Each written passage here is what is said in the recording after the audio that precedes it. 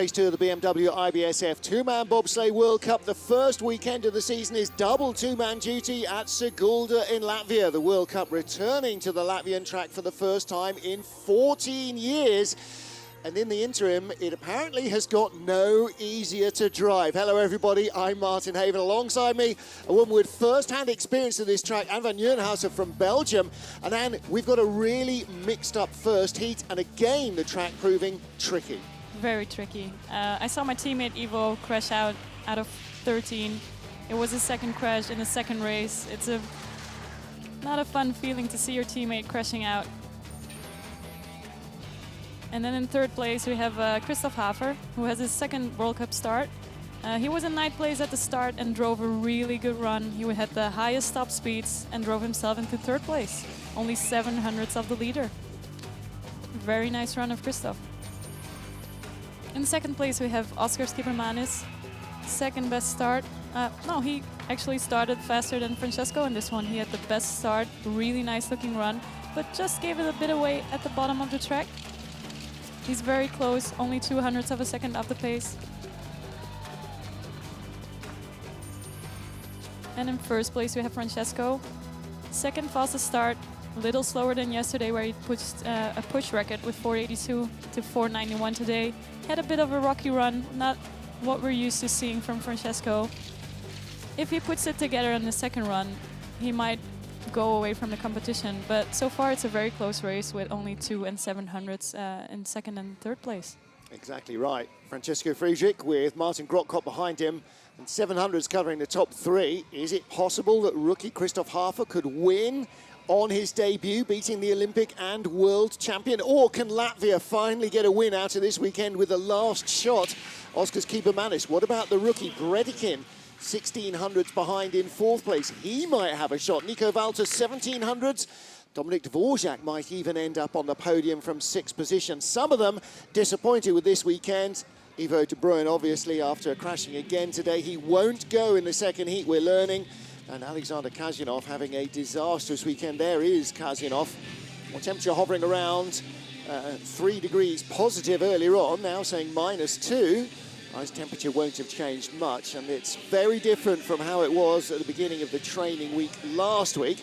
For lots of these drivers, including Yun Jung-won, a career, this is the first time ever at the track, and it's really busy. You have to do a lot of steering here. It is really busy. Right from the start, from curve 1 and 2 to 3, it's a lot of steering, and it's not what you're used to as a driver. And normally at the top it goes a bit slower and you need to be very gentle, but this track you just have to drive hard from the beginning. It's very busy from curve 2 to 14. It's just no stopping. It's constant driving. And then you go into a very long straightaway, setting you up to a big right-hand turn, curve 15, which is a tricky one as well, we've seen this week. And you want to get really high, but wait for the exit, not come down too early. And that's what some of the guys have been getting wrong. Michael Vogt, one of 4 rookies in the field, and he crashed in yesterday's race, completed the race, and he's back again today. No dramas in the first heat for the young Swiss. And he's got Alan Noosa behind him, who's had 3 World Cup starts in 4-man before now, but this is his first race in a 2-man sled. They pushed 5:08 in the first run. Let's see if they can improve on that start time. 5:12, just a bit slower. Oh, and hits out of 1, hitting the inside wall. That's gonna take a lot of the speed. That's as cardinalous in here as it will be next week in Winterberg. This is a good-looking labyrinth, but that mistake up at the top will cost him a lot. Little wavy there, takes a parallel tap, setting him up nicely to 12. Control through 13, and coming nicely out of 14. Just a gentle tap, pushes him over. Very low line in 15. He was definitely going for the safer line there now. Late into 16, which will hurt the pilot's head and the brakeman. Finishes 51.11, a little faster than his first run, but it was a rocky ride. Yeah, 3/10 quicker than his first run, but down safely, no crashes, no inversions. And you never know, he might pick up a spot or 2. If the others have problems, and everybody has been having problems, particularly the rookies, not just to the World Cup, but the rookies to this track as well. You can see him just taking it off a little too soon, hitting the inside wall, skidding. His curve 13 was looking really nice, but he hits the take on curve 14. Even when you have the nice line into curve 13, you really want to take it out and open up. Make sure the runners go back to neutral, because you're going to hit the entrance of curve 14 anyway then. It's a very active part of steering there. You really want to get it parallel, get it back to neutral, take it out, get it back to neutral. It's a lot of driving and it's very hard work. Well, hard work for Michael Vogt. He's our race leader at the moment, though. Next up is Justin Olsen from the USA with Adrian Adams behind him. And we're saying in nature, this track quite similar to Lake Placid in the States, where we will go in early February. I had the fifth fastest start at the first run. Ooh, little mishap loading into the sled for Adrian. 5 flat, a little slower than his first run.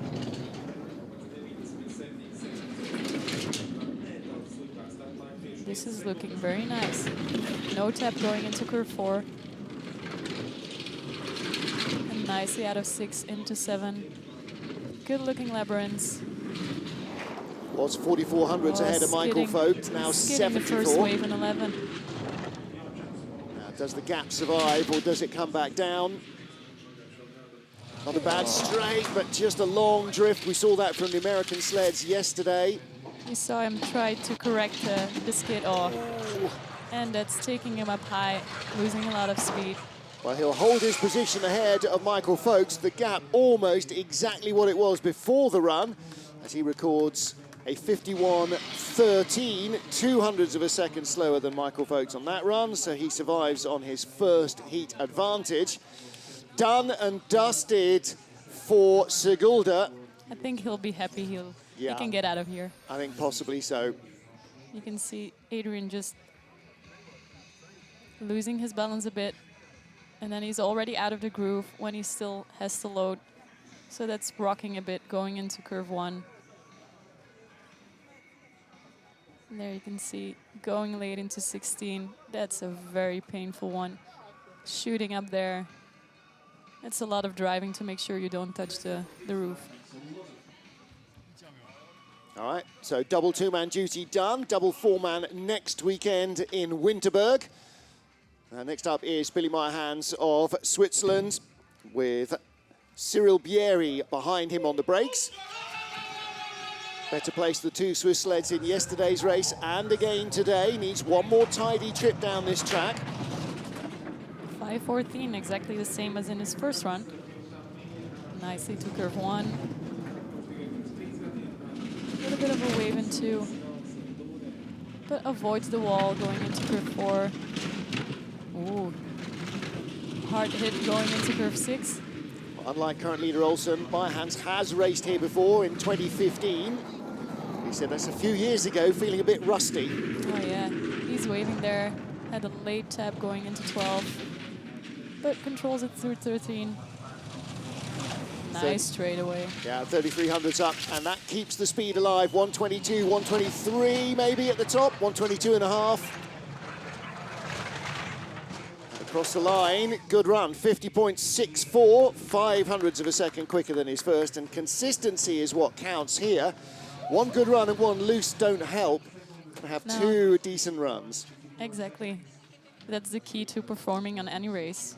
Consistency, especially on races like World Championships and the Olympics, where it's four runs.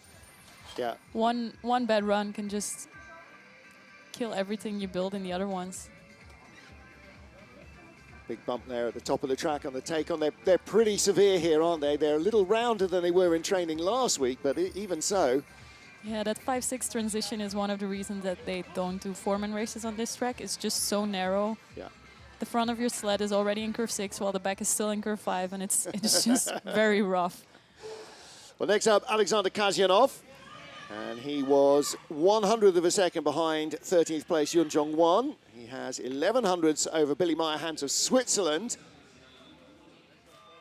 And ringing the changes this season, you were saying with trying out a new BTC Latvian sled. I'm gonna try to get a closer look to what sled he's actually using on this race. I don't know if he's driving the new beat now. I think he's going back to his old sled.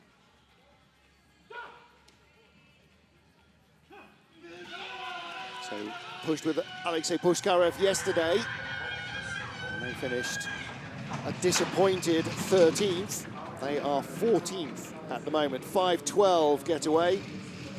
That's what this track does. Even though if you have experience here, it's a rough track.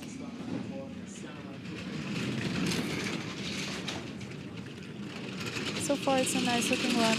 Little set between 3 and 4, like most of them. Gaps coming down. Was 800s ahead of Billy Meyerhans. That's a really nice transition from 11 to 12. It's a very tidy looking run. 700s just holding on ahead of the Swiss sled. That's better. 1:22.7, quickest we've seen. So this will give him the lead, at least not slipping lower than 14th. 300ths of a second only quicker than Meyerhans. And they only started 200ths quicker at the start as well. So for Billy Meyerhans and Cyril Bieri, that's a big boost to them that the Russians barely getting any quicker. I wonder if he will pick up a spot. He was really close to Yun Yong-won, who's off next.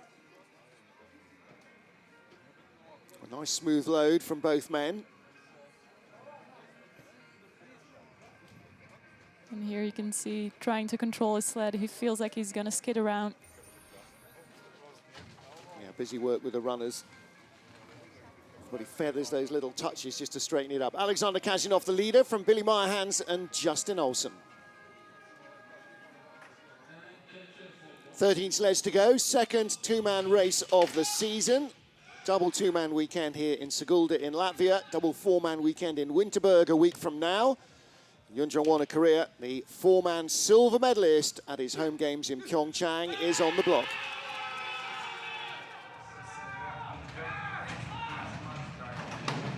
Jonathan Kim at the back is a beast, isn't he? He's a big guy. Yeah, 5:05, that's a big getaway for these guys. It's a lot better than the first start together. He's a little late going at it too. But as good as anyone through the 3-4 section of the track. Those labyrinths, they are so nice when you get them smooth. If you can take them low through the curves, you can really feel speed building up, and then it's the big right-hand sweeping curve 10. Puts a lot of pressure on the brakeman there. Good run down the straight into 15, big skid. This is steep uphill into the Kreisel as well, so that's really going to cost him. Comes across the line, 1,500 still ahead of the Russians. How did he do that with that huge skid? Thought all the speed was going away. So he would have been a lot quicker barring that. That's a 10th better than his first run. The speed wasn't bad either, 1:22.5. A little slower than Kazhinov, but not much. You can carry a lot of speed if you have a really good 13 to 14 transition, which he had on this run. So that's probably why he still got the speed. Going up high and then diving off. That's a really nice looking line to 15. But he just doesn't finish his steer enough going out. That's why he started skidding. Desperately trying not to straighten the sled up and oversteer it. In the end, took the tap. Yun Jong-won on the left, your race leader. Into the top 12, and two Austrian sleds in the next three. Very tightly bunched, this group. Just 4900ths off the lead, Markus Treichel, and he's only just about a quarter of a second out of the top half dozen. Franz Josef Hoffmann in the background now, the head coach of the Austrian team. As Manfred Meyer, the former coach, is now working within the FIBT, IBSF. Yeah, he is head of the development program. 5:06 star for Treichel. Nice top part of the track. Definitely straight out of one. Nice retreat.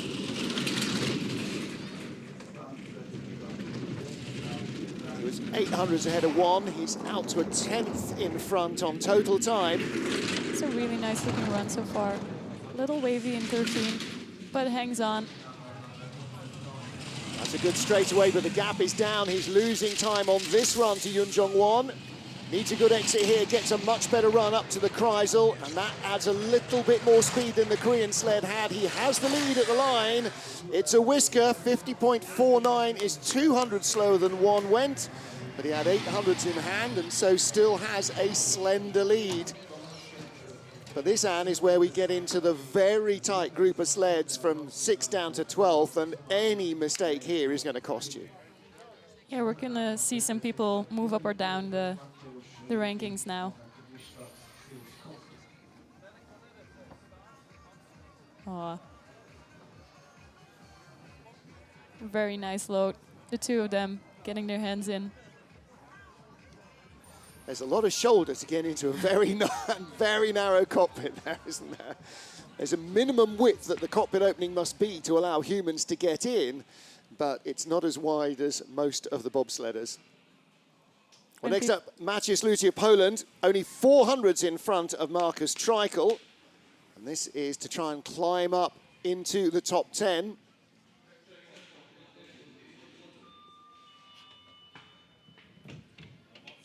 People often ask me if it's difficult to get in a sled, and it's just something you don't think about.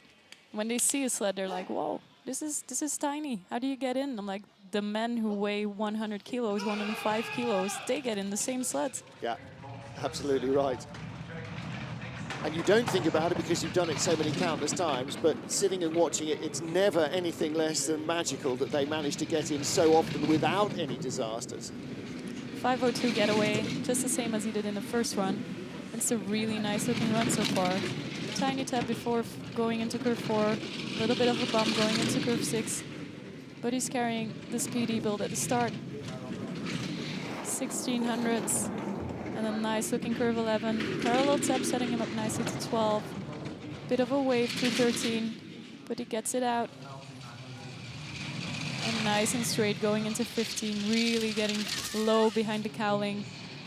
Gap's coming down though, needs 122, hasn't got it. This is going to be very close at the line. I think he's dropping behind Treichel. He does, 300ths of a second.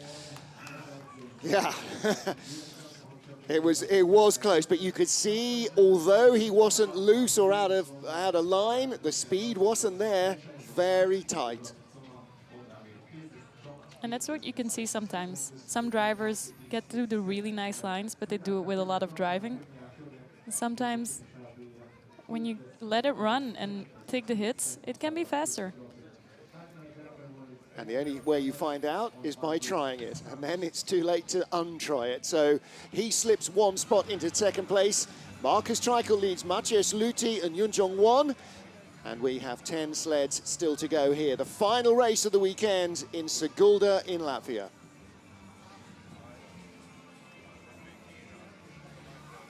Well, Van Nieuwenhuis, it was always going to be a busy weekend with lots of ups and downs and lots of incidents and accidents as well. So unfamiliar, this track. What about next weekend? We go to Winterberg. It's a track that almost everybody knows intimately, and for a driver, a much quieter kind of place to race as well. It's going to be very different to adjust to the slower track, slower upper portion of the track in Winterberg. We're used to driving very hard here, so we're going to have to back it off a lot. Going into curve 0, curve 1, it's going to be slow and steady and very gentle, so I think a lot of the drivers will have to do some adjusting. And in Winterberg, the speed doesn't build until curve 7, 8, 9. So it's going to be very interesting to see who can make that transition the quickest. Probably better to go that way than to come from gentle Winterberg and then try and speed up your game to get here. So, yeah, it's been an entertaining weekend. Lots and lots of fans here. And they braved some pretty miserable rainy weather yesterday to come out and watch the skeleton and the bobsleigh. And again today, as we talked about earlier, it's a big sport in a small country. Great to see the fans, such a warm welcome as well. I think everybody's enjoyed coming here. If we said, let's come back in a year or two's time, there'd be no problems. I think if they make this a regular track, people will get to know it better, and driving will improve. And it's definitely going to be less hard on our bodies if we get here more often. But it will be interesting to see what they do next year, if they'll bring it back on tour. It's definitely all the people here, the volunteers, the people at the track, they're working really hard to make it a good event. And track workers are doing a great job at preparing the ice, so they might bring it back. Yeah, no question. Deserves a place on tour, absolutely.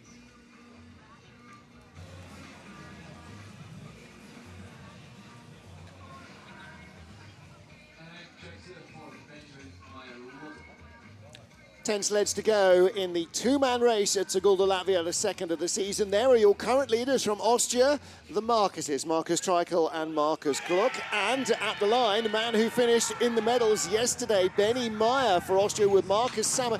Everyone in Austria apart from Benny Meyer is called Markus, apparently. 4:97 getaway. Now he knows he needs every hundredth of a second. Very nice coming out of curve 1. Takes a tiny hit before curve 4, but nothing too bad. Nice transition early into curve 7. Little bumpy going into 9, but he controls it. Little wavy there. Tapped before going into 12, but nice control through 13. He had a big skid in the first run, but this is way better than he did then. Benny Meyer overhauling his teammate for the lead of the race. 2200s at the last split, and across the line, 1500s of it remain. He didn't quite have the speed of Treichel down at the bottom, using a different sled, but he is in the top 10, so bronze medal yesterday. Guaranteed a top 10 finish here. That's a big haul of points from the opening weekend of the season. And yesterday equaled his best ever two-man World Cup result. He's had silver medals in four-man. Just a little skiddy going out of curve 14, but look how low his head is in the straightaways. Has a really good sliding position. Goes high into the roof. Gets a little bit of the second pressure there going out of 15. The voice of Anne van Nieuwenhuis, Belgian bobsled driver who raced in the women's competition here and will do so for the rest of the season. And delighted to have you joining us, and hopefully words of wisdom coming throughout the race weekends to come. Now, next up, Cody Basque from Team USA, 9th place after yesterday's race and 9th place after the first heat here as well. But only 200ths of a second in hand over Benny Meyer. So again, we're in that group where even twitching in the wrong place is going to cost you a place or two or three or four, maybe. Exactly. He's doing a really good job just learning this track this week. He must feel the similarities to his home track in Lake Placid. Yeah. Kind of plays to his strengths where he learned to drive, was busy like this. 4:96, another good getaway from he and Hakim Abdul Sabur. Little skiddy going into curve 2, having to drive a lot to get it out. That shows 700s behind. And again, the little bumpy entrance into curve 9. It's the second one I've seen that do now. Ooh, and rocks it off 11. And a little wavy into 13, but gets it off. Airborne runner there. Really nice straightaway. Going up high, but controlling it. Ooh, lacking a little bit of speed, and that was the last nail in the coffin. Quarter of a second down on Benny Meyer. The gap can only grow to the line. And a 50.85, only the 7th fastest run out of the 9 sleds that have come down so far. Drops 5 places. Yeah.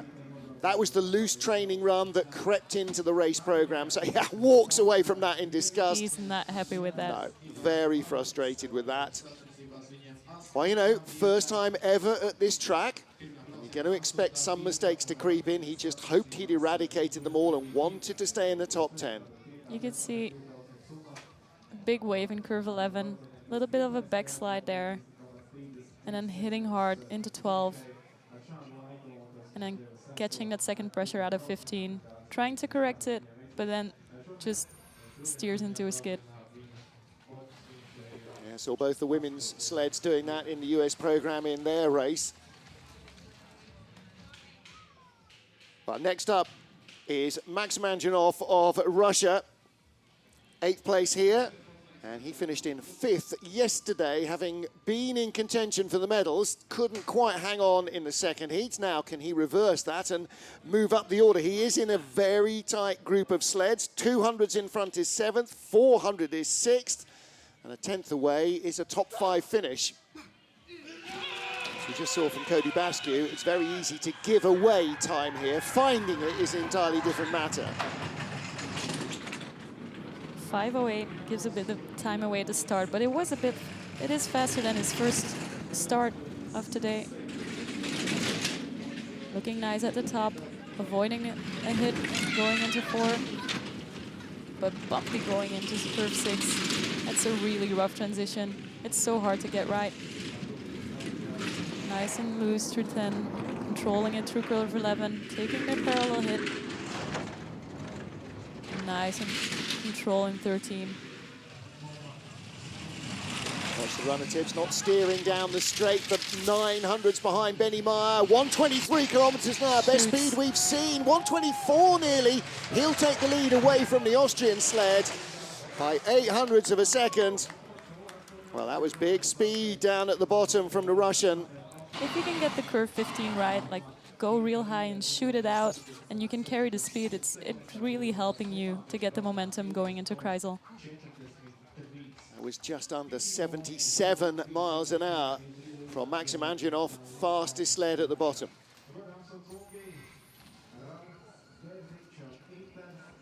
He did that in the first heat, didn't he, Anne? He didn't have much speed at the top, but he found it all down below the straight. Been learning from Jacqueline Lerling and Tina Hermann how to find speed at the end of the track. Definitely. Well, there is Max. If you have 2 nice straightaways here, going into 15 and going into 16, it can make a big difference. There's so much track still to come after curve 14. Not a lot of driving, but you gotta nail it. We had 4 rookies in our field who'd never started a World Cup race yesterday. They're all doing their second World Cup race today. This is Latvia's youngster, Ralfs Bērčins, just 20 years old. Veteran Intars Dambis behind him. Latvians are a couple of the drivers who drive with gloves.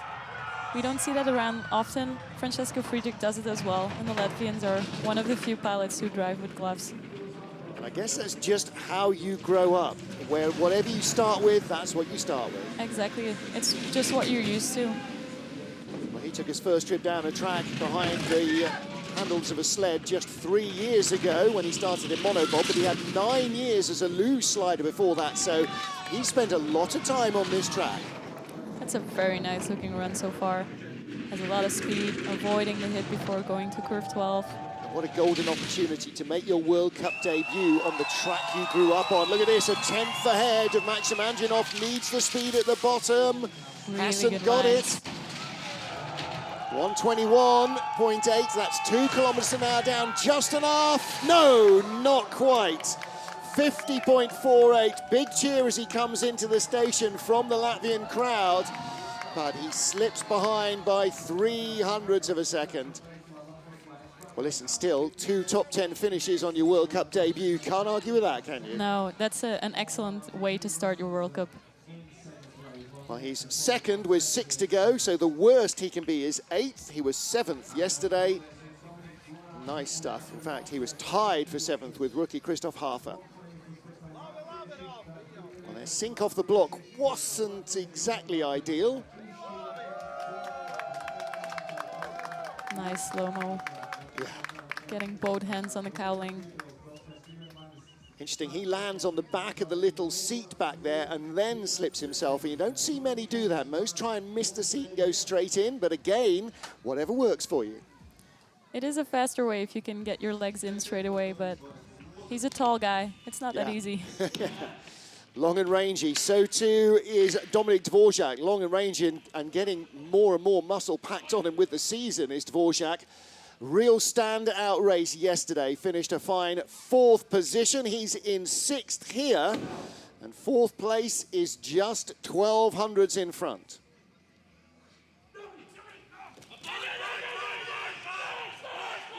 They had the 3rd fastest start. Yeah. in the previous heat. Starting They're really fast, good pushers. driving well. This is really starting to become such a competitive package. The brakeman in the back is also a track and field athlete, and he competed in the Deaflympics. He's one of the few para-athletes who competes in the regular competitions. But they have a really great start. Wow, 3/10 up on Maxim Andrinov. Just a little loose coming out of 11 and 13, but hangs on. That's a nice looking straightaway. Look at that, nothing wrong with that, but what about the speed? Lower line. 120s, this is going to be very close, not even 121, only 10th fastest speed. What's he got left? Not enough. No, 100th behind, 50.48, exactly the same downtime as Ralf Spertjens. 500 slower than Andrianov, and Andrianov has picked off 2 sleds with 500ths of a second advantage. That's it. Wow, that was close. You saw him take a lower line going through curve 15, which takes more driving, so he maybe killed the speed there a little bit. He had a nice straightaway, but maybe overdrove it a little bit in 15. We saw Andrianov going for a much higher line and shooting it out, and if you nailed that, you can really carry a lot of speed. But the last 3 sleds were covered by just 400ths of a second, so it was up or down. Little wavy there. And hitting the wall between 11 and 12. And again, late out of 13. That takes a bit of your speed. Still no disgrace at all in the finishes for Dominik Dvorak. He lies second to Maxim Andrinov, Ralf Spertjens in third, 5 to go. 5 sleds to go. Oh, 3 Germans still. Here's Nico Walter, the first then, with Paul Krentz behind him.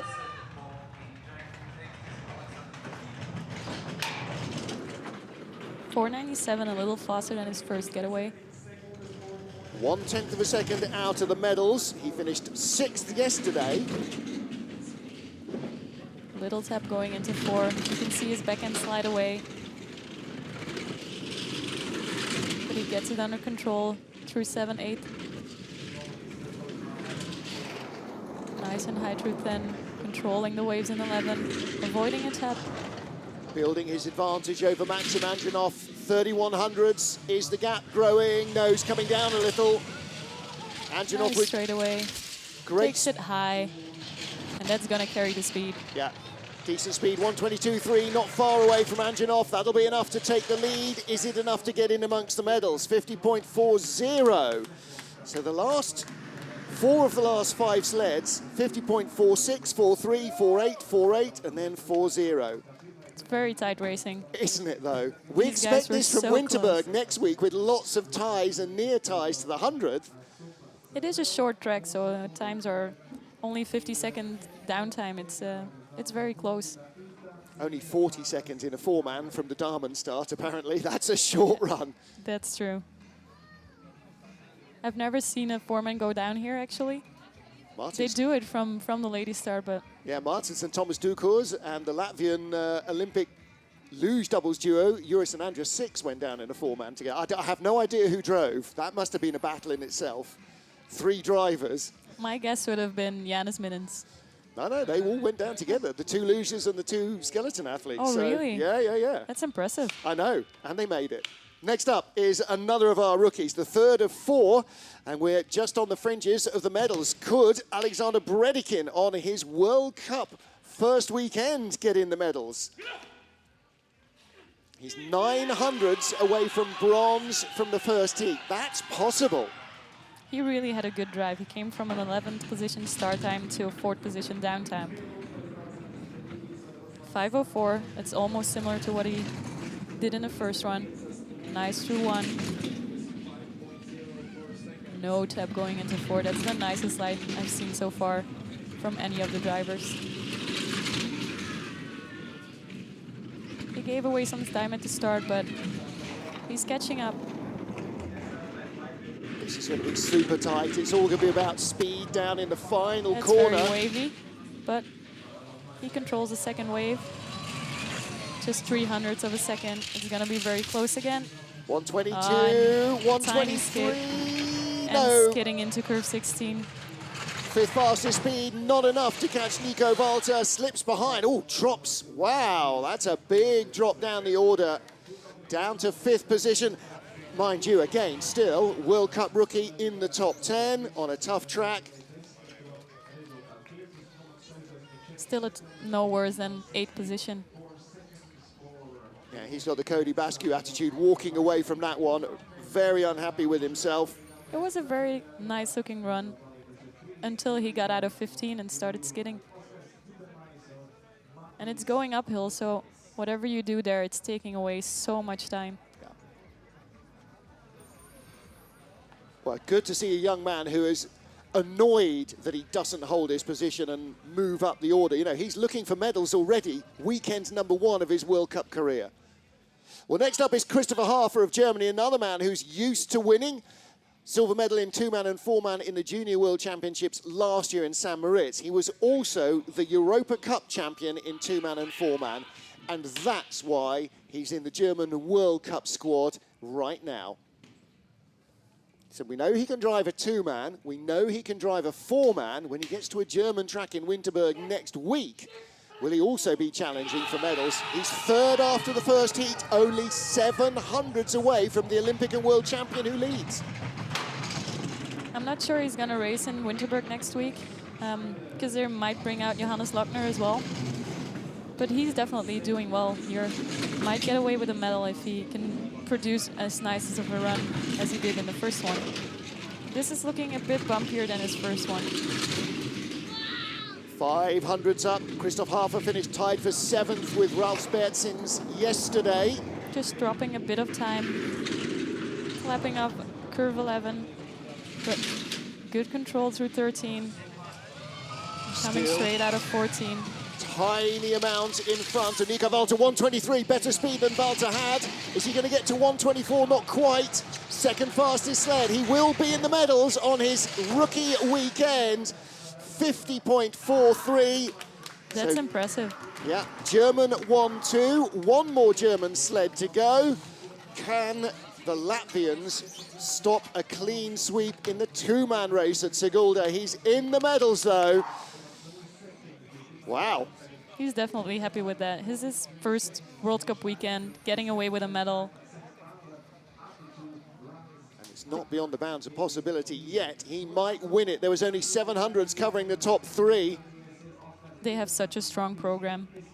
He's been in Europa Cup a couple of years, and they have so many good drivers that he just didn't have the opportunity yet to come into World Cup and show that he's just as good as the other ones. Yeah, got to push a few down the stairs. make room for yourself. Well, he's doing some pushing, isn't he? 2 to go then, and this to stop a German clean sweep and to get 1 gold medal out of this weekend for Latvia, the home nation here at Sigulda. Oskars Kībermanis, can he do it? Yes, he can do it. Will he do it? We're going to find out in the next 4 minutes. It must be an insane amount of pressure on these guys. You saw it on the skeleton race. You saw it yesterday with him. The Latvians are all here. They have a lot of fans, and they all expect them to win because it's their home track. So it must be an insane amount of pressure on them.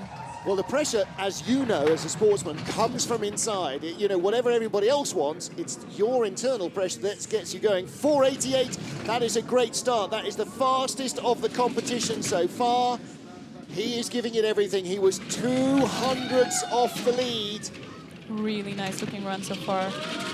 He's going away already 2700s up to Christoph. This needs to be perfection. 3200s up, 99.1. Fastest speed we've seen except for Justin Olsen. Just waved a bit through 11. Needs 123 at the bottom if he's to stand a chance. And he shoots it. Has to hang on to the speed. 121, 12th fastest sled. He'll have the lead, but will he take gold? I don't know. I don't know. 50.29, that's 27 slower than his previous run. He'll be in the medals, silver at least. It's all up to Francesco now. If he can put down a really tidy run, then he should be clear, but this track, it gets to the best of us. Yep. Well, listen, that is a big step forward over Christoph Hafer, who did an 07 and then a 43 in the second heat. Oskars Melbardis did an 02, a Kibermanis rather, an 02 and then a 29. So he has lost only half the time that Hafer lost. It was a very good run. Just a little wavy through 11. And that's why he clapped off and hit the wall before going into 12. But as I said, if you take the parallel hit, it doesn't kill your speed that much, and it sets you up nicely to 12. 2- and 4-man world champion, 2-man, 4-man Olympic champion, and yesterday's race winner and points leader, Francesco Friedrich, going for gold again in Sigulda with Martin Grotkopp behind him. Friedrich had never raced on this track before. 4:89, 100th slower, so he's only 100th in front as he sits down. Little skiddy going to curve 2. He's done that in every run so far, and bumped 3 to 4, hasn't he? 400s in front, though. Only 100. Oh. This is going to get close. Wavy, clapping off. The Latvians are not going to be able to breathe at the side of the track. 100th behind. Very close racing. The German sled was flying at the bottom. 122 should be enough. A very good straightaway. Friedrich, it's going to be very close. Win or lose, he wins it again. Breaks Latvian hearts, 50.25, just 0.04 of a second quicker, and 200s on the first heat. It's double gold for Francesco Friedrich. Martin Grotkopp wins with him today. So 2 different brakemen, but the same result. Yesterday he won going away by 0.3 of a second. Today just 600s ahead of that man, Oskars Kibermanis. He nailed that straight away from 15 to 16. Going uphill, it's so important that you go straight there. Yeah. He really is the complete package, isn't he? Show him a track, and he's got what it takes. A fast start and a good drive, and it's how you win races. It was tight all the way with Oskars Kibermanis of Latvia. Tight at the start, tight at the finish, but Friedrich does it again. The Olympic champion is our points leader with 2 straight wins to start the season. There's the president, Ivo Ferriani, and his German teammates congratulating him. Look how tall Christoph Hafer is. He's got to give Marco Hubenbecker a run for his money in being the tallest man in the team, doesn't he? So Francesco Friedrich wins the first race of the weekend and the season yesterday, and double 2-man victory. And I struggle to see past him winning double 4-man victory next weekend in Winterberg as well. Friedrich knows that track as well as anybody else. And it was a tight race today, but he managed to keep it tighty at the bottom where all the speed stayed in the sled, and he dipped to the line, 0.06 of a second, the margin of victory. So Van Nieuwenhuis, 2 races and different looking podiums, but the same man at the top. It's looking ominous, isn't it, already this season? Yeah, I think they showed us already in the last seasons. Friedrich is so dominant. He's gonna be in for the win every race. Kibermanis has done really well in 2-man the last couple of years, so he's gonna be competing for medals every race. But it's interesting to see Christoph Hafer. He's in the mix, and he's gonna be in the mix in every German track if they give them the opportunity. Well, he certainly earned it here. Second race, first podium. Christoph Hafer yesterday in 7th place, today in a bronze medal. Yesterday's bronze medalist Benny Meyer dropped down to finish in 9th. Either way, 2 top 10 finishes for both men. I know Benny was happy to get the medal. He'll be a little less pleased with himself today. But Francesco Friedrich there, 2 different brakemen. Quick starts. He set the start record yesterday. The start area definitely not as quick at all today. But nevertheless, made the best of everything. It's going to be interesting to see what he does in the 4-man. Yeah, really is. If you have 2 brakemen that are that good, bring on a third, and they're going to kill it at the start. Yeah. And it's not like he needs that much help with the driving either. You know, he can drive up a storm anywhere. 4-man world champion, 2-man world champion, 4-man Olympic champion, 2-man Olympic champion. If they introduced 3-man or mono Bob, I'm pretty sure he'd be right at the field for those as well. Well, it's been an entertaining weekend here in Sigulda in Latvia. For most of us, the first time ever here. Only the real old stagers and the new athletes who have come up through the junior ranks in the last 2 or 3 seasons have actually raced here in international competitions. But it's been great contest, lots of interesting action to see. I mean, for the fans, it's very clear where the mistakes are coming because the track shows everything, exposes all your weaknesses. And it's very loud. Yeah. You're standing so close to the action, and you can hear the sleds clapping off the walls and bumping. So it's a very nice experience for the fans to feel how bobsleigh is going. And for the Latvians who watch a lot of this stuff live on television, to be able to come to the track as well. You know, we're so close to the capital city, so it's a great opportunity to come out, rattle out on the train, half an hour out of the centre of Riga, and you're right on the door of the bobsled track. And there is that towering start building, 5 stories up for the start. Another further story up to the men's luge start as well, so they get a massive ramp to come down. And as you can see, it's all on pylons, so when you're walking along, just don't look over. Francesco Friedrich, 2 wins from 2 starts, our points leader. 2 silver medals, Oskars Kiebermanis, his closest rival. And then a tie for Christopher Hafer and Nico Walter of Germany. Dominik Dvorak also tying with them, and Max Anjanov. So a 4-way tie for 3rd in the points.